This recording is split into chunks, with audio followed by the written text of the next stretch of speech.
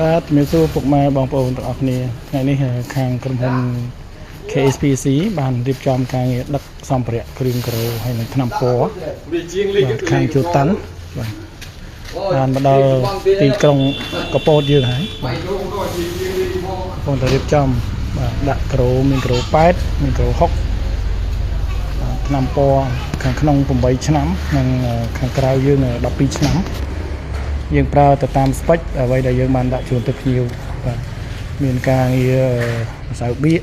ថ្នាំតំណប់និងថ្នាំសម្រាប់អញ្ចឹងខាងក្នុងយើងប្រើជូនអតិថិជន8ឆ្នាំហើយខាងក្រៅយើងប្រើ12ឆ្នាំបាទមានម្សៅបៀកមានថ្នាំតំណប់ហើយនិងថ្នាំសម្រាប់អញ្ចឹងលើខាងបង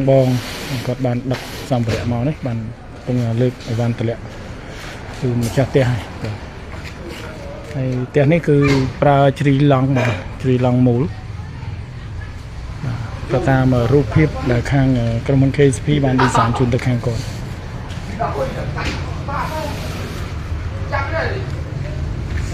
ចឹងតាក់ទងមួយក្រូនេះក៏ដូចគ្នាដែរក្រូនេះគឺយើងប្រើជាប្រភេទក្រូក្រៅស្រុកយើងអត់ប្រើក្រូក្នុងស្រុកទេបាទមានន័យថាយើងប្រើក្រូដែលមានគុណភាពជូនទៅខាងម្ចាស់ផ្ទះ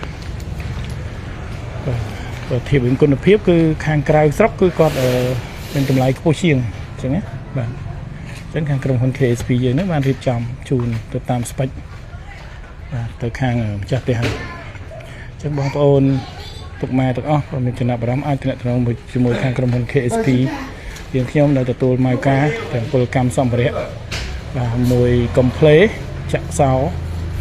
និងបកគលសោជូនបាទម្ចាស់ផ្ទះតែមុនហ្នឹងក៏យើងនឹងធ្វើតេស្ត